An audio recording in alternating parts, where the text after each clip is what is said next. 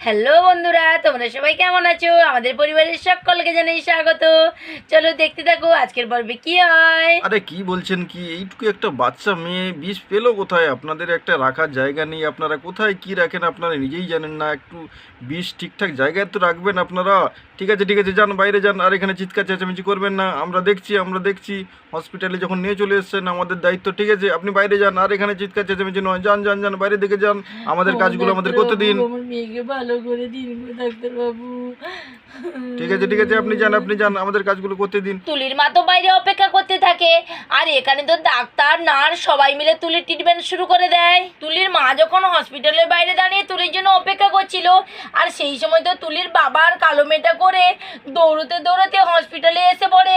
আরে তুলির মা, কি হলো? আমাদের তুলি কোথায়? কি ব্যাপার? তুমি হঠাৎ করে দৌড়তে দৌড়তে তুলিকে নিয়ে চলে এলে? কি হয়েছে কি হয়েছে? হসপিটালে ভর্তি করে দিয়েছো কেন? আমাদের তুলির কি হয়েছে? বলো বলো, তাড়াতাড়ি বলো, আমার যে টেনশন হচ্ছে প্রচুর। ওগো আর বলো না গো, তোমার কথা না শুনে আমি ওই কালো গতচারীকে তাড়ানোর জন্য আইসক্রিমের মধ্যে বিষ মিশিয়ে রেখেছিলাম, ওকে দিয়েও দিয়েছিলাম, আর সেই আইসক্রিমটা তুলিমা তো না জেনে ওখান থেকে খেয়ে নিয়েছে গো। আমার মেয়ের কি হবে গো এখন? দেখলে তো তুলির মা, দেখলে তো নিজের সর্বনাশ কিভাবে হলো। অন্যের সর্বনাশ করলে নিজের সর্বনাশ হয়, বুঝতে পেরেছো? এবার তো দেখো কত বড় ক্ষতি হয়ে গেল আমাদের। এখন আর কিছুই করার নেই, এখন ভগবানই ভরসা। আর কিন্তু না, কি আর করা যাবে? ভগবানের উপর ভরসা রাখো, সব ঠিক হয়ে যাবে।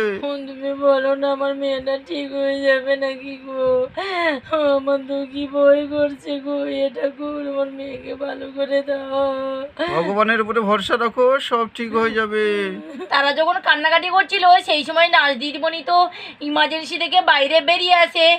এই শুনুন শুনুন, আপনাদের বাড়ির লোককে ভেতরে ডাকছি ডাক্তারবাবু। দেখুন, আমরা কিন্তু যথাসাধ্য চেষ্টা করেছি। বিষটা ছিল খুবই মারাত্মক, তার জন্য ওর কিডনিতে অ্যাটাক করেছে প্রচুর পরিমাণে।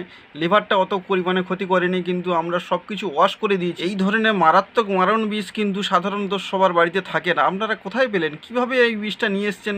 বাচ্চাই বা কী করে খেলো? বুঝতে পারছেন অবস্থা, বাচ্চার কি অবস্থা হয়েছে? আপনারা কি করবেন এবার সিদ্ধান্ত করুন। ওর কিন্তু দুটো কিডনি নষ্ট হয়ে গেছে। এবার যদি কেউ কিডনি ডোনেট করতে পারে তাহলেই কিন্তু বাচ্চাটা সুস্থ হবে, না হলে কিন্তু কিছুই করার নেই আমাদের। ডাক্তারবাবু কি বলছেন? দুটো কিডনি নষ্ট হয়ে গেছে, আমার তুলিমাকে কি আর ফিরে পাবো না ডাক্তারবাবু?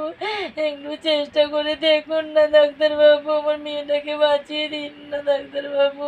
আরে আপনাদেরকে তো বললাম ওর হাতে কিন্তু সময় খুবই কম। আপনারা যত তাড়াতাড়ি পারেন দুটো কিডনির ব্যবস্থা করুন। দুটো কিডনি যদি কেউ ওকে দান করে সাহায্য করতে পারে তাহলেই কিন্তু ও সুস্থ হয়ে উঠবে, না হলে কিন্তু ওর খুবই বিপদ। ওদেরকে এই কথা বলে দিয়ে তো ডাক্তারবাবু ভেতরে চলে যায়। এ মা তুলি রে, তোকে তো আমি আর বাঁচাতে পারলাম না রে মা। এ কি থেকে কি হয়ে গেল রে মা? তুই আমার কোল থেকে চলে যাবি নাকি রে আমার? হে ঠাকুর, আমার মেয়েকে বাঁচিয়ে দাও গো। তুলিকে ধরে যখন তার মা সেখানে কান্নাকাটি করছিল, আর ঠিক সেই সময় তো কালো মেয়েটা গিয়ে সেখানে হাজির হয়। ও আঙ্কেল, ও আঙ্কেল, আমার ভীষণ কান্না পাচ্ছে। আমার তুলি সোনা কি হয়ে গেল গো আঙ্কেল? ও আঙ্কেল, ও আঙ্কেল, একটা কথা বলবো তোমাকে। আরে আরে কি রে, তুই আবার কি কথা বলবি? দেখ সব শেষ হয়ে গেল। তোর সর্বনাশ করতে গিয়ে দেখ আমার তুলির কি অবস্থা হয়ে গেল। বল বল, কি বলবি তুই বল।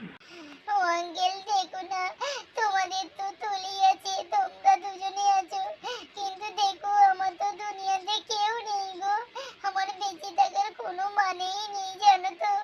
এই জন্য বলছি আমি আমার দুটো কিডনি তুলিকে দিয়ে যাবো, জানো?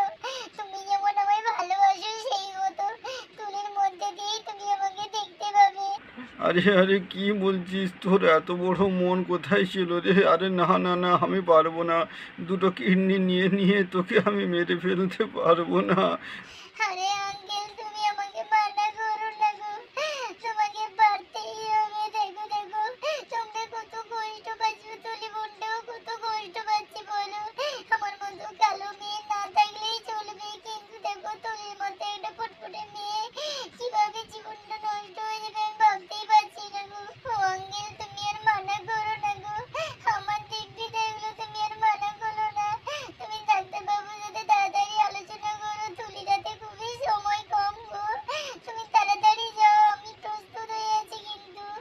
বলে তো তুলির বাবা ডাক্তারবাবুর সাথে পরামর্শ করতে থাকে। ওনার শরীরটা ভালো করে চেক আপ করে নেই, বুঝতে পেরেছেন? নিয়ে আসুন ওনাকে, আর দেরি করবেন না, তাড়াতাড়ি যান, তাড়াতাড়ি যান। এই বলে তো ডাক্তারবাবু কালো মেয়েটার শরীর থেকে কিডনি নিয়ে তুলির শরীরে বসিয়ে দেয় ও ওর চিকিৎসা করতে থাকে। আরে মা, তুই আমায় ক্ষমা করে দিস রে মা। তুই কালো হলে কি হয়েছে, তোর মন খুব বড় রে মা, আমি সেটা বুঝতে পারিনি রে সোনা। তুই আমায় ক্ষমা করে দে রে, তোর জন্য আমার নিজের মেয়েকে আমি হারাতে বসেছিলাম। ওকে মারতে গিয়ে আমার নিজের মেয়েটাই আমার হাত থেকে চলে যাচ্ছিল রে মা। তুই না থাকলে আমি নিজের মেয়েটাকে ফিরে পেতাম না রে মা। তোর যে এত বড় মন আমি তো বুঝতেই পারিনি রে মা, তাহলে এই ভুলটা আমি করতাম না রে। তুই আমার কাছ থেকে চলে যাবি মা। ও মা, আমি যে কি করি এখন, কাউকেই ফেলতে পারছি না রে মা। তুই কি করে আমার কাছ থেকে চলে যাবি বল রে সোনা। তাহলে ছোট্ট বন্ধুরা, দেখলে তো অন্যের ক্ষতি করলে নিজেরই ক্ষতি হয়। তোমরা কোনোদিন এই ভুলটা করো না কিন্তু। আজকের ভিডিওটা এখানেই শেষ করছি। সবাই ভালো থেকো, সুস্থ থেকো।